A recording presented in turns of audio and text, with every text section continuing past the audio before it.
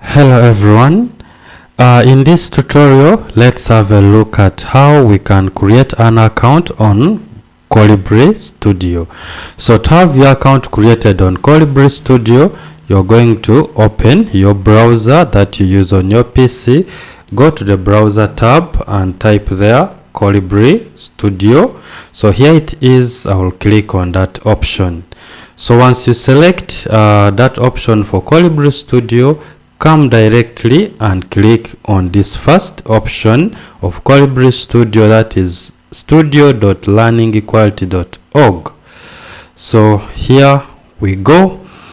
After clicking on it, the browser will try to load for you that page for Colibri Studio. As you wait, this will depend on how fast your internet is. So here we have that page for Colibri Studio. This is the interface that you're going to view on your screen. Since we want to have our account created, just go below here and click on create an account. So when you click on the create an account, you should be in position to see this create an account interface. So here we shall start by filling in the basic information.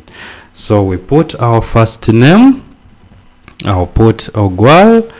Then I'll put the second name, Isaac.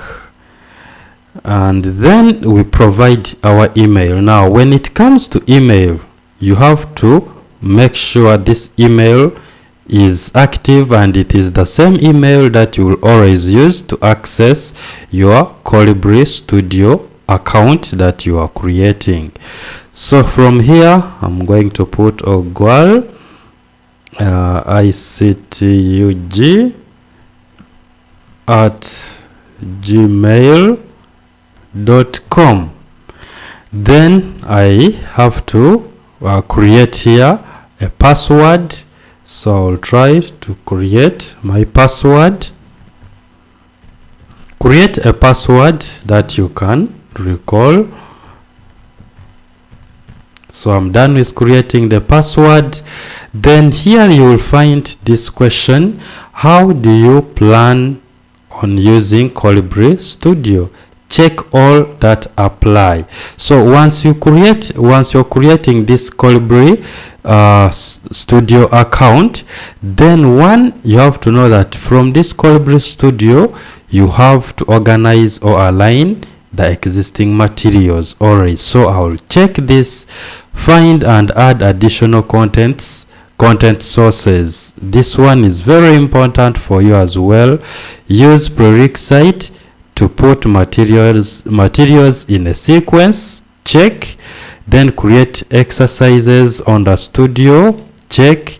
Share materials publicly. Yes, this is very important, and that's why Colibri is there for us for sharing these materials. So we check it.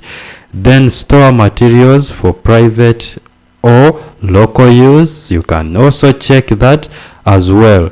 Now you are going to be storing your personal materials there for use, that is either privately or locally. So they will ask you how much storage do you need for this kind of materials. So here you can specify, maybe you want 5 GB space. Then here, do you want to tag content sources for easy discovery? You can also check. And maybe if you have some other information you want to provide, you can as well go ahead and check this if at all. Then here you have to go ahead and describe. So I will not use that option. Then you will have this question: where do you plan to use Colibri Studio? Check all that apply. So in this case you have to provide maybe the country. I can try to look for Uganda. So we just select Uganda. I don't want this. Or you can decide to check all countries where you intend to have this Colibri, where you plan to use Colibri Studio. So for my case it is Uganda. So I don't need this. I'll just click and I uncheck it, and that's all I want for those settings. Click aside to remove that menu. Then here, how did you hear about us? How did you hear about the Learning Equality or Colibri Studio? Is it organization? Is it Learning Equality website? So here, from here, you're going to check. If it is from social media, you can select social media. Then here, view terms of service. So you have to read the terms of service. If you agree with the terms, this is not my first time to use Colibri Studio, so for me, I will say I have read and I've agreed with the terms of service, so I check this for me to proceed. Then privacy policy, you also read and agree. Then here I will check as well. Then after, I will click on the finish. However, before you can click on the finish button, here they're telling us that for any questions and concerns, please endeavor to send an email to content@learningequality.org. So let's finish that. I don't advise people to save their login details from the browser, so say don't save. Now here is an important information for you. Activation link sent. Just like I said, that the email that you are to put as you're creating your Colibri account, Colibri Studio account, must be an active email, and you should be in a position to use that email. So here they've sent us an activation link so that we activate our account. So I will go to my account, to my Gmail account, and here is an email from Colibri Studio. I'll click on that email to open it. Then they will tell me, hello Ogwal, here is your activation link for Colibri Studio. So you click on this link, then it will open a browser tab, as we can see from here. So here we shall just see account successfully created. So from here you can click on continue to sign in. So when you click on the continue to sign in, you will have this kind of page.